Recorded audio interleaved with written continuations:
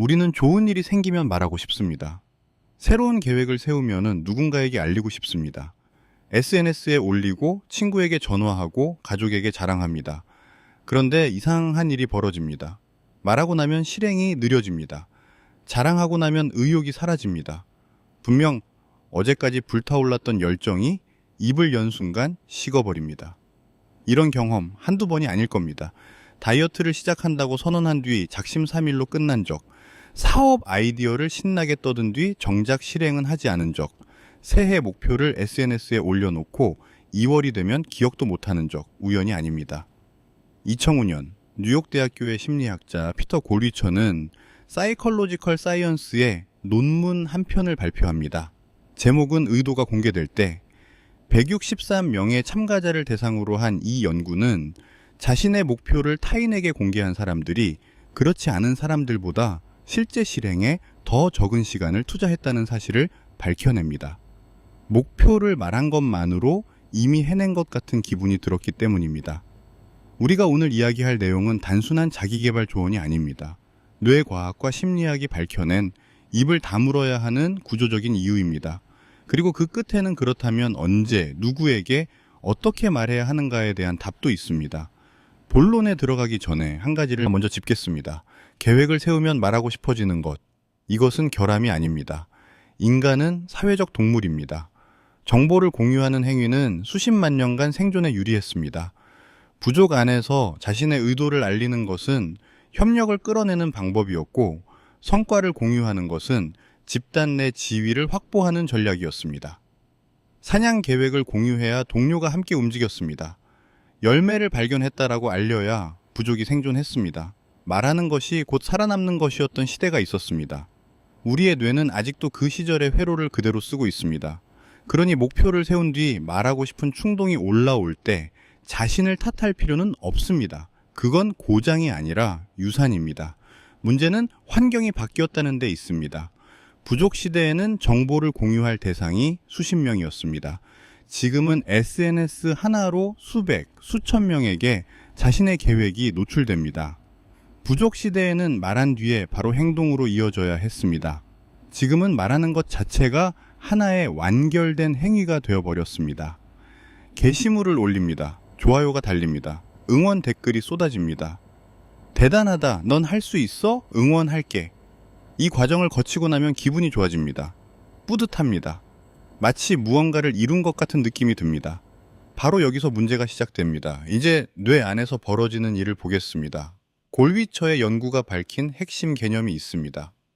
조기 완성감, 영어로는 프리머처 센스 오브 컴플리트니스, 목표를 선언하고 주변에서 인정을 받으면 뇌는 이것을 실제 달성과 유사한 신호로 처리합니다. 도파민이 분비됩니다. 기분이 좋아집니다. 그런데 이 도파민은 원래 목표를 향해 꾸준히 움직이는 과정에서 조금씩 나와야 하는 연료입니다. 비유하자면 이렇습니다. 서울에서 부산까지 가야 하는데 출발하기 전에 주유소에서 기름을 다 빼서 땅에 부어버린 겁니다. 출발은 아직 안 했는데 주유의 쾌감은 이미 느꼈습니다. 그리고 정작 달려야 할 때 연료통은 비어 있습니다. 골위처의 실험을 구체적으로 살펴보면 이 구조가 더 선명해집니다. 법학도들에게 훌륭한 법률가가 되겠다는 의지를 묻는 설문을 진행했습니다.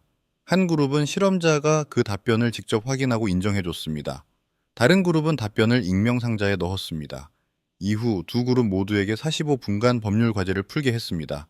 결과는 명확했습니다. 자신의 의지를 인정받은 그룹이 과제에 투자한 시간이 눈에 띄게 적었습니다. 말하고 인정받는 것 자체가 보상이 되어 실제 노력의 필요성을 뇌가 낮게 평가한 겁니다. 그리고 여기서 한 가지 역설적인 사실이 드러납니다. 이 효과는 목표에 대한 열정이 강한 사람일수록 더 크게 나타났습니다.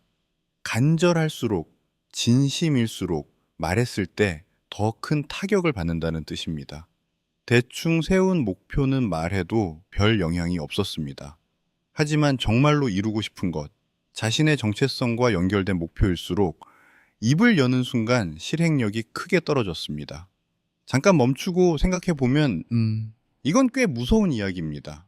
우리가 가장 간절한 꿈일수록 더 말하고 싶어지는데 바로 그 간절함이 말한 뒤에 타격을 더 크게 만든다는 것이니까요. 뇌 안에 문제만 있는 게 아닙니다. 밖에서 들어오는 반응도 문제가 됩니다. 리드 대학의 연구는 우리가 계획을 공개했을 때 듣게 되는 칭찬의 유형을 분석했습니다. 111명의 대학생을 세 그룹으로 나누어 퍼즐을 풀게 한 뒤 각기 다른 피드백을 줬습니다. 첫 번째 그룹에게는 사람 중심 칭찬을 줬습니다. 재능이 있구나, 타고났네. 두 번째 그룹에게는 과정 중심 칭찬을 줬습니다. 전략을 잘 쓰고 있네, 방법이 효과적이야. 세 번째 그룹에게는 아무 피드백도 주지 않았습니다. 처음 두 퍼즐까지는 세 그룹 사이에 큰 차이가 없었습니다. 차이는 세 번째 퍼즐에서 벌어졌습니다. 세 번째 퍼즐은 의도적으로 실패하도록 설계된 것이었습니다. 모든 참가자가 이번에는 잘 못했네요 라는 피드백을 받았습니다. 이 실패 이후 사람 중심 칭찬을 받은 그룹의 동기가 가장 크게 떨어졌습니다. 아무 칭찬도 받지 않은 그룹보다도 낮았습니다. 이게 왜 중요한가 하면은 우리가 계획을 말했을 때 주변 사람들이 해주는 반응의 대부분이 사람 중심 칭찬이기 때문입니다. 대단하다, 역시 너야, 넌 할 수 있어, 모두 선의입니다. 진심으로 응원하는 말입니다. 그런데 그 선의가 오히려 첫 번째 실패 앞에서 우리를 더 쉽게 무너지게 만듭니다. 재능이 있다고 들었는데 실패하면은 그건 재능이 없다는 뜻이 됩니다. 그 전략이 좋다고 들었는데 실패하면 후 전략을 바꾸면 됩니다. 같은 실패인데 해석이 달라지고 이제 회복의 경로가 달라집니다. 비슷한 구조가 중간 성과를 자랑할 때도 작동합니다. 헬스장 다닌 지 2주 됐는데 벌써 몸이 달라졌어. 건강한 식단으로 3일 연속 먹었어. 책 쓰기 시작했는데 벌써 10페이지나 썼어. 이런 공유를 할 때 주변에서는 당연히 긍정적 반응을 보냅니다. 그리고 뇌는 또다시 도파민을 방출합니다. 부분적 성과를 전체 달성처럼 처리합니다. 실제로는 30kg 감량이라는 큰 목표의 0.1%도 지나지 않았는데 뇌의 보상 회로는 이미 만족해버립니다. 목표 달성이라는 신호가 켜지고 후속 노력을 억제하는 방향으로 작동합니다. 그래서 많은 사람들이 초반에 작은 성과를 자랑한 직후 멈추는 겁니다. 의지가 약해서가 아닙니다. 뇌가 이미 끝났다고 판단해버렸기 때문입니다. 한 가지 더 있습니다. 사회적 차원의 문제입니다. 성공이나 계획을 공개하면 타인의 시기심을 자극할 수 있습니다.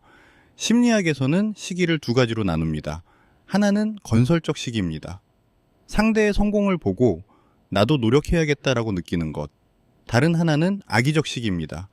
상대를 끌어내리고 싶은 충동.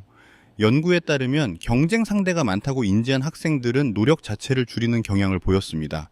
지지 않기 위해 아예 게임에서 빠져버리는 전략을 택한 겁니다. 이건 우리 주변에서도 흔히 볼 수 있는 좀 패턴입니다. 우리가 계획을 공개했을 때 주변의 모든 반응이 호의적이라는 보장은 없습니다. 그리고 비호의적인 반응은 직접적이지 않더라도 미묘한 방식으로 우리의 동기를 갉아먹을 수 있습니다. 별것 아닌 듯한 한마디, 그거 하는 사람 진짜 많던데, 살짝 올라간 눈썹, 의미를 알 수 없는 침묵, 이런 것들이 쌓이면 우리도 모르게 확신이 흔들립니다. 여기까지가 입을 열었을 때 벌어지는 일들입니다. 정리하면 이렇습니다. 내부적으로는 뇌의 도파민 시스템이 선언을 달성으로 착각하게 만듭니다. 외부적으로는 잘못된 유형의 칭찬과 타인의 시기가 우리의 실행력을 깎습니다. 중간 성과를 공유하면 뇌는 여정이 끝났다고 판단합니다. 그러면 이제 자연스러운 질문이 나옵니다. 평생 입을 다물고 살아야 하는 건가? 아닙니다. 여기서부터가 중요합니다. 모든 연구가 무조건 입을 다물라고 말하는 것은 아닙니다. 오히려 최근 연구들은 좀 더 정교한 그림을 보여줍니다. 2019년 오하이오 주립대학교의 하워드 클라인이 흥미로운 실험 결과를 발표합니다. 목표를 공유하되 그 대상이 자신보다 높은 지위에 있다고 인식하는 사람에게 말한 경우 오히려 목표에 대한 헌신과 동기가 증가했습니다. 멘토, 존경하는 선배, 자기 분야에서 앞서 있는 사람, 이런 사람에게 말하면은 뇌는 인정받았다가 아니라 지켜보고 있다로 처리합니다. 칭찬의 쾌감이 아니라 책임감이 작동하는 겁니다. 반면 비슷한 지위의 사람에게 말한 경우에는 혼자 간직한 것과 차이가 없었습니다. 도미니칸 대학교의 연구에서는 더 구체적인 결과가 나왔습니다. 매주 신뢰할 수 있는 친구에게 진행 상황을 보고한 사람의 70% 이상이 목표를 달성했습니다. 혼자 목표를 간직한 사람은 35%에 그쳤습니다. 2배 차이입니다. 핵심은 이겁니다. 말하느냐 마느냐가 아닙니다. 누구에게, 어떤 방식으로 말하느냐입니다. 여기서 우리가 실제로 취할 수 있는 구체적인 행동을 이야기하겠습니다. 첫째, 선언과 보고를 구분하는 겁니다. 나 이번에 사업 시작한다. 나 책 쓸 거야. 이것은 선언입니다. 선언은 도파민을 소모시키고 조기 완성감을 만듭니다. 반면 이번 주에 사업 계획서 3페이지를 썼는데 이 부분이 약한 것 같아. 이것은 보고입니다. 보고는 과정에 초점이 맞춰져 있고 구체적인 피드백을 끌어냅니다. 같은 입을 여는 행위입니다. 하지만 뇌에 미치는 영향은 정반대입니다. 선언은 보상을 소비하고 보고는 보상을 재투자합니다. 둘째, 공유 대상을 한두 명으로 제한하는 겁니다. SNS에 올리는 것과 멘토 한 명에게 말하는 것은 완전히 다른 행위입니다. 불특정 다수에게 선언하면 다양한 유형의 칭찬과 반응이 한꺼번에 쏟아지고 우리 뇌는 그 보상의 총량을 감당하지 못합니다. 신뢰할 수 있는 한두 명. 가능하면은 자신보다 경험이 많은 사람. 이 사람에게만 말하는 것. 이것이 연구가 지지하는 방식입니다. 셋째, 중간 성과는 기록하되 자랑하지 않는 겁니다. 진행 상황을 기록하는 것 자체는 좋습니다. 자기 객관화에 도움이 됩니다. 하지만 그 기록을 공개하는 순간 뇌는 다시 조기 완성감의 함정에 빠집니다. 기록은 나만 보는 노트에 합니다. 공유는 최종 결과가 나온 뒤에 해도 늦지 않습니다. 넷째로, 고리처가 제안한 방법이 하나 더 있습니다. 실행 의도라는 개념입니다. 이것은 목표 의도와 다릅니다. 목표 의도는 살을 뺄 거야처럼 방향만 제시합니다. 실행 의도는 구체적인 상황과 행동을 미리 연결해 두는 겁니다. 예를 들면 이렇습니다. 만약 퇴근 후 피곤해서 헬스장에 가기 싫으면 대신 동네를 30분 걷겠다. 만약 야식이 먹고 싶어지면 냉장고에서 물 한 잔을 먼저 마시겠다.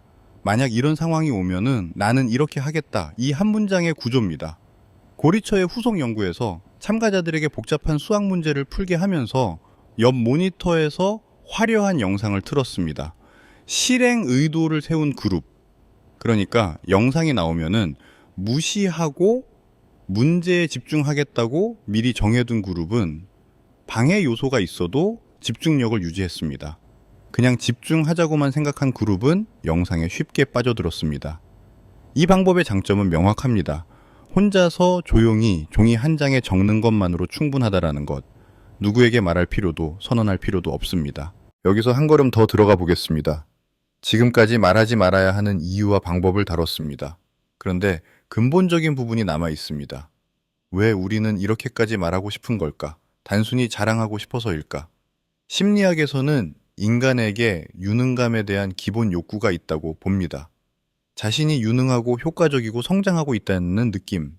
이것은 생존과 직결된 근본적 욕구입니다. 자기결정이론을 만든 에드워드 디시와 리처드 라이언은 유능감을 인간의 3가지 기본 심리 욕구 중 하나로 꼽았습니다. 문제는 유능감을 확인하는 가장 빠른 방법이 타인의 인정이라는 점입니다. 계획을 말하고 대단하다라는 반응을 듣는 것. 이것이 유능감을 채우는 가장 손쉬운 경로입니다. 하지만 가장 손쉬운 경로가 가장 효과적인 경로는 아닙니다. 외부에서 주입된 유능감은 외부 반응이 사라지면 함께 사라집니다. 진짜 유능감은 실행에서 옵니다.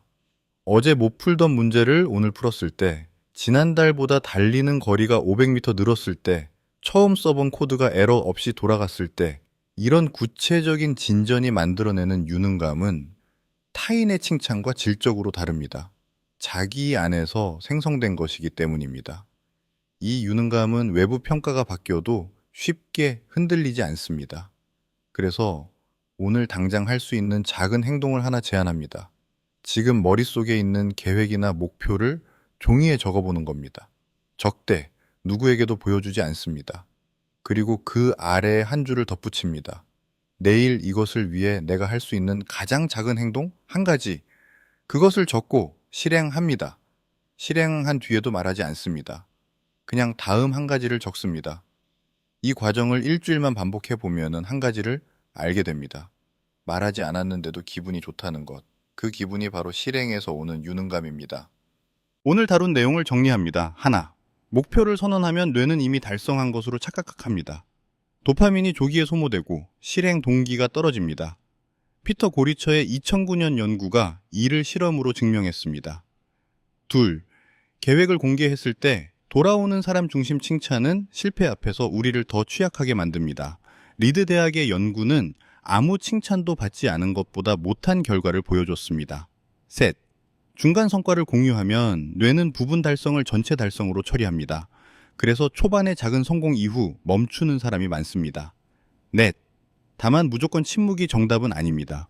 자신보다 경험이 많은 신뢰할 수 있는 한두 명에게 선언이 아닌 보고의 형식으로 공유하면 오히려 목표 달성률이 2배로 올라갑니다. 다섯, 입을 다무는 대신 종이 위에서 실행 의도를 세웁니다. 구체적인 상황과 행동을 연결하는 한 줄이 선언 10번보다 효과적입니다. 우리가 계획을 말하고 싶어지는 것은 본능입니다. 수십만 년간 정보를 공유해야 살아남았던 종의 유산입니다. 유능하다는 느낌을 확인받고 싶은 근본적 욕구입니다. 그러니 그 충동이 올라올 때 자신을 탓할 이유는 없습니다. 다만 그 충동이 올라오는 순간 한 번만 멈추면 됩니다.